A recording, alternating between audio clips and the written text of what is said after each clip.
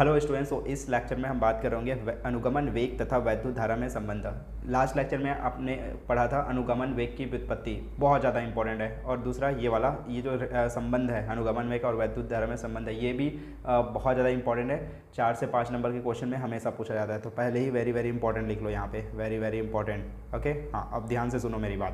पहली चीज़ आपको क्या करना है, डायग्राम बनाना है। ये डायग्राम कैसे बनाते हैं हमने ऑलरेडी सीख लिया है, ठीक है। ओके, तो सबसे पहले आपको क्या बनाना है, एक चालक बना लेना है। इस मान लेते हैं चालक तार की जो लंबाई है वो क्या है, एल है, और इसके अनुप्रस्थ काट की क्षेत्रफल, अनुप्रस्थ काट का क्षेत्रफल किसको बोलते हैं, ये वाला, ये जो गोलीय, ये जो आपको गोलीय दिख रहा है, ये गोलीय संरचना दिख रहा है इधर और इधर, इसे अनुप्रस्थ काट का क्षेत्रफल कहते हैं, ठीक है। तो ये मान लेते हैं ये है अनुप्रस्थ काट का क्षेत्रफल ए है। हाँ, और इसके अंदर मान लेते हैं बहुत सारे क्या है, इलेक्ट्रॉन्स है, ये तो हमने ऑलरेडी पढ़ा हुआ है। और इन इलेक्ट्रॉन्स का जो अनुगमन वेग है वो किधर है, वो इस तरफ है, वी डी वेक्टर, ये इसका जो दिशा है वो इस तरफ है, और ये क्या है, वी डी है अनुगमन वेग, ठीक है। ओके, और इसको हमने बाहर में इनके दोनों सिरों को, इस चालक तार के दोनों सिरों को हमने बाहर में विभवांतर स्थापित कर दिया है। इसे अपन बोल देते हैं कैपिटल वी, ठीक है, विभवांतर।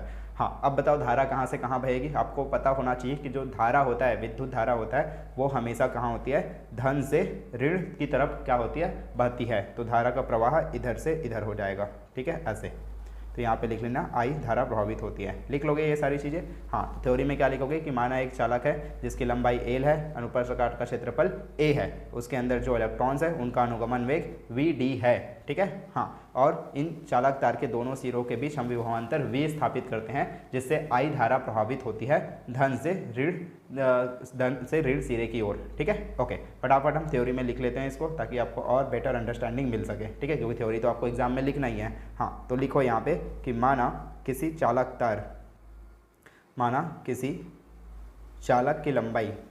चालक की जो लंबाई है वो क्या है, एल है, और अनुप्रस्थ काट का क्षेत्रफल, अनुप्रस्थ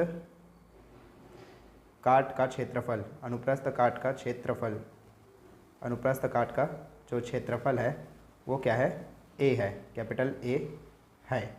ओके, हाँ, और वह तथा इसका वेग तथा इलेक्ट्रॉन्स का जो अनुगमन वेग है, अनुगमन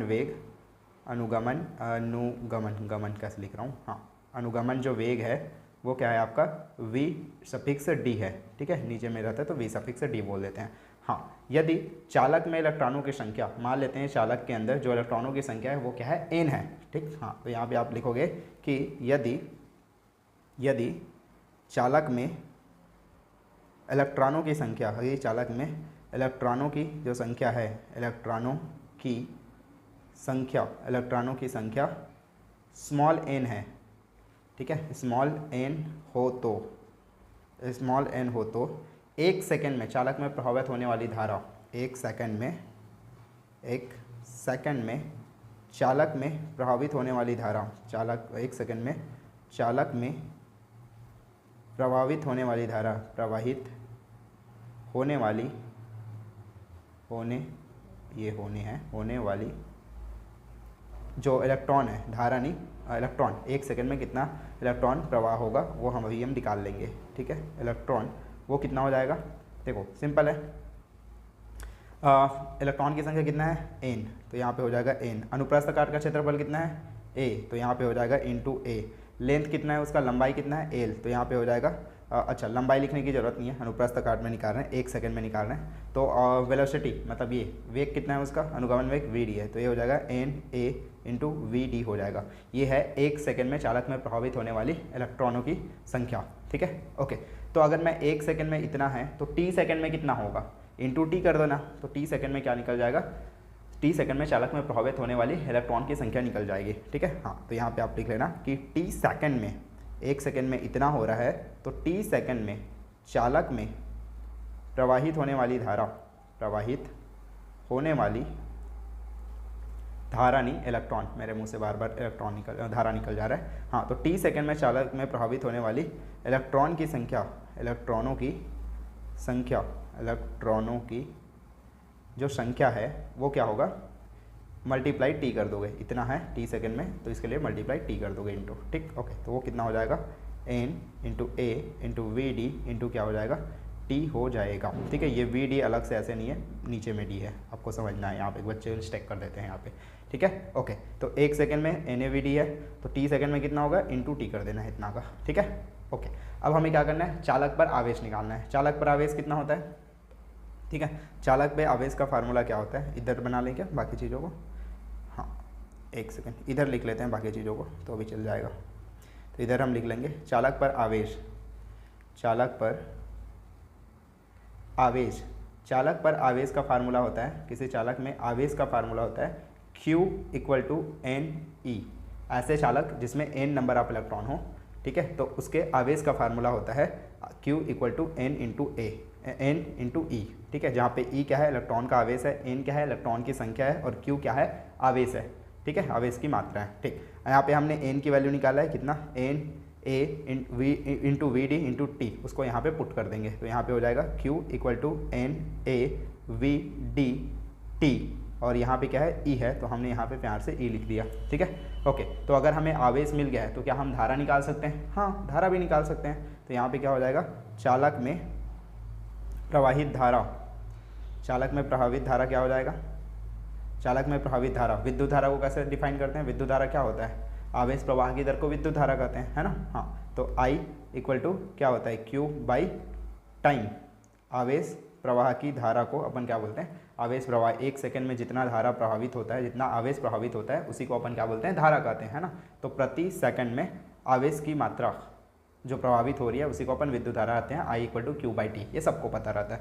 अब यहाँ से क्या करो, Q का, यहाँ पे जो Q का वैल्यू है उसको यहाँ पे रख दो, तो ये क्या हो जाएगा, I = Q का वैल्यू क्या है, N A V D × T, और बाहर में क्या है, E है, तो हमने E लिख दिया, डिवाइडेड बाई यहाँ पे क्या है, T है, तो हमने यहाँ पे T लिख दिया। अब देखो T से T कट जाएगा, ये रहा, ये रहा, ये कट गया, बचा क्या, I = N E A sorry हाँ N E को मैं सामने लिख रहा हूँ, A V D। ठीक है, ये मेरा फार्मूला आ गया, और यही क्या है, आपका रिलेशन है, संबंध है विद्युत धारा और अनुगमन वेग के बीच में। ठीक है, हाँ यहाँ पे आपको दिख रहा है, यहाँ पे विद्युत धारा I है, यहाँ पे अनुगमन वेग VD है, और यही क्या है, अभिष्ट संबंध है किसके बीच में, विद्युत धारा और अनुगमन वेग के बीच में। अब किसको क्या कहते हैं उसको आप चाहो तो इधर लिख सकते हो कि I यहाँ पे धारा है, N मेरा इलेक्ट्रॉन की संख्या है। ठीक है, इधर आप साइड में लिख सकते हो, यहाँ पे लिख देता हूँ मैं कि यहाँ पे जो I है, I क्या है, मेरा धारा है, और यहाँ पे N है, वो क्या है, इलेक्ट्रॉन की संख्या है, इलेक्ट्रॉनों की संख्या, इलेक्ट्रॉनों की संख्या है, इलेक्ट्रॉनों की संख्या है, और जो E है वो क्या है, इलेक्ट्रॉन का आवेश है, इलेक्ट्रॉन पर आवेश, इलेक्ट्रॉन पर आवेश है, और क्या है आपके पास, A है। A क्या है, मेरा अनुप्रस्थ काट का क्षेत्रफल है, अनुप्रस्थ काट का क्षेत्रफल, अनुप्रस्थ काट का क्षेत्रफल है, चालक के अनुप्रस्थ काट का क्षेत्रफल, ये पूरा लिख लेना आप। और उसके बाद VD क्या है, आपका इलेक्ट्रॉन का अनुगमन वेग है। ठीक है, तो ये हम लिख लेते हैं, ये क्या है, अनुगमन वेग है। ठीक, इतनी चीज़ें आप एग्जाम में लिख के आओगे। फटाफट आप क्या करो, इसका स्क्रीनशॉट ले लो। ठीक है, 1 सेकंड में थोड़ा जूम कर देता हूँ, आपके लिए आसान हो जाएगा ये। हाँ, फटाफट स्क्रीनशॉट लो, अनुगमन वेग एंड विद्युत धारा में संबंध के लिए।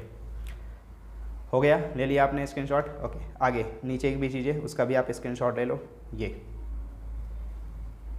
चलो फटाफट स्क्रीनशॉट लो, हो गया, ओके डन। तो ये टॉपिक हमारा खत्म हो गया, अनुगमन वेग तथा वैद्युत धारा में संबंध। एक छोटा सा संबंध और हम पढ़ेंगे यहाँ, एक और छोटा सा संबंध हम यहाँ पे देखेंगे, धारा घनत्व और अनुगमन वेग में संबंध। ठीक है, पहले हम समझते हैं कि धारा घनत्व एक्चुअल में होता क्या है। ठीक है, धारा घनत्व होता क्या है, तभी तो हम संबंध निकाल पाएंगे। ठीक, ओके, तो पहले हम धारा घनत्व को डिफाइन करते हैं। ठीक, तो धारा घनत्व यहाँ पे आप लिखोगे, धारा घनत्व। धारा घनत्व क्या होता है, धारा घनत्व होता है प्रति एकांक क्षेत्रफल में चालक के प्रति एकांक क्षेत्रफल, प्रति एकांक क्षेत्रफल, चालक के प्रति एकांक क्षेत्रफल से प्रभावित होने वाली धारा, प्रभावित धारा को, हाँ ठीक है, चालक के प्रति एकांक क्षेत्रफल से प्रभावित धारा को हम क्या कहते हैं, धारा घनत्व कहते हैं। धारा घनत्व कहते हैं। क्या मतलब हुआ इसका, अभी समझाता हूँ मैं। ठीक है, और इसे हम दर्शाते हैं किससे, J से। तो J = होता है I/A होता है। इसका मतलब क्या हुआ, इसका मतलब ये हुआ कि मान के चलो आपके पास क्या है, एक ऐसे करके चालक था, प्रति एकांक का मतलब होता है, प्रति एकांक का मतलब होता है एक, ठीक है। प्रति एकांक का मतलब एक, क्षेत्रफल मतलब क्षेत्र। अब वो एक क्या हो सकता है, 1 सेंटीमीटर हो सकता है, 1 मीटर हो सकता है, 1 किलोमीटर भी हो सकता है, ठीक है। तो 1 होना चाहिए, 1 सेंटीमीटर हो या मीटर हो या किलोमीटर हो, उससे फर्क नहीं पड़ता, बस 1 होना चाहिए। तो उस 1 मान लेते हैं 1 सेंटीमीटर में कितना धारा प्रभावित हो रहा है, उसे बोलते हैं प्रति एकांक क्षेत्रफल, ठीक है। तो मान लेते हैं इसका लंबाई क्या है, क्षेत्रफल कैसे निकालते हैं, लंबाई गुणित चौड़ाई से, है ना, लंबाई गुणित चौड़ाई से निकालते हैं। तो ये हो गया लंबाई, ये हो गया मेरा चौड़ाई। तो लंबाई गुणित चौड़ाई, तो लंबाई 1 सेंटीमीटर होना चाहिए, चौड़ाई 1 सेंटीमीटर होना चाहिए, और ऐसे क्षेत्रफल जिसका लंबाई 1 सेंटीमीटर है, चौड़ाई 1 सेंटीमीटर है, उस क्षेत्रफल से अगर कोई जितना धारा प्रभावित हो रहा है उसे अपन क्या कहते हैं, धारा घनत्व कहते हैं। तो इसका मतलब आपको समझ आ गया होगा, प्रति एकांक क्षेत्रफल का मतलब एक यूनिट होना चाहिए। अब ये यूनिट सेंटीमीटर भी हो सकता है, मीटर भी हो सकता है, किलोमीटर भी हो सकता है, ठीक है। बस 1 यूनिट होना चाहिए, 1 यूनिट, 1 इकाई क्षेत्रफल होना चाहिए। ओके, हाँ, ये समझ में आ गया। फार्मूला आप डायरेक्ट याद कर लोगे, इसे हम J से रिप्रेजेंट करते हैं। J इक्वल टू होता है मेरा क्या, I/A हो जाता है, ठीक है। J इक्वल टू I/A हो जाता है, ठीक है। 1 मिनट, ये कुछ ज़्यादा डार्क कलर दिख रहा है, थोड़ा सा हम इसको लाइट कलर कर लेते हैं। ये हो गया, ठीक है। ये फार्मूला आप याद कर लोगे, J इक्वल टू धारा बटे क्या होता है, अनुप्रस्थ काट का क्षेत्रफल होता है, ठीक है। अभी आपने थोड़ी देर पहले रिलेशन पढ़ा था अनुगमन वेग, ये देखो I इक्वल टू आपने क्या पढ़ा है यहाँ पे, I इक्वल टू हमने पढ़ा है निया VD। अब इसको निया VD करके याद करोगे, ये देखो निया NEA निया, और ये हो गया VD। ये याद रखना, आगे और भी काम आएगा, आगे वाले जो महत्वपूर्ण आपके संबंध है, और हम पढ़ेंगे अनुगमन वेग का टर्मिनल विभवांतर के साथ कैसा संबंध होता है, वो भी बहुत ज़्यादा इंपॉर्टेंट है, वो भी हम पढ़ रहे होंगे, ठीक है। तो यहाँ से क्या करो, I की वैल्यू पुट करो। तो I इक्वल टू क्या है, निया VD है, तो यहाँ पे हम निया VD डाल देंगे। तो यहाँ से अगर I की वैल्यू डालते हैं तो ये क्या हो जाएगा, I इक्वल टू क्या होता है, निया VD। तो निया VD हमने यहाँ पे पुट किया, डिवाइडेड बाई क्या है, A है। A से A कैंसिल आउट हो जाएगा, तो बचेगा क्या आपके पास बच जाएगा J इक्वल टू NEVD, ये आपके पास बच जाएगा, ठीक है। और यही क्या है, आपका रिलेशन है या फिर संबंध है धारा घनत्व और अनुगमन वेग के बीच में, ठीक है। ये रहा धारा घनत्व J, ये रहा अनुगमन वेग VD, और यही क्या है आपका अभिष्ट संबंध है, ठीक है। निकाल सकते हो, हाँ। यहाँ पे आप नीचे लिख लेना, 1 सेकेंड, आप चाहो तो ऐसे नीचे लिख लेना, चूँकि I इक्वल टू यहाँ पे नीचे लिख लेना, चूँकि I इक्वल टू क्या है मेरा, निया VD है, I इक्वल टू निया VD है। तो यहाँ से मैंने क्या किया, I की वैल्यू पुट किया है यहाँ पे, तो आपको ये मिला है, ठीक है। ये तो आपको समझ में आ गया।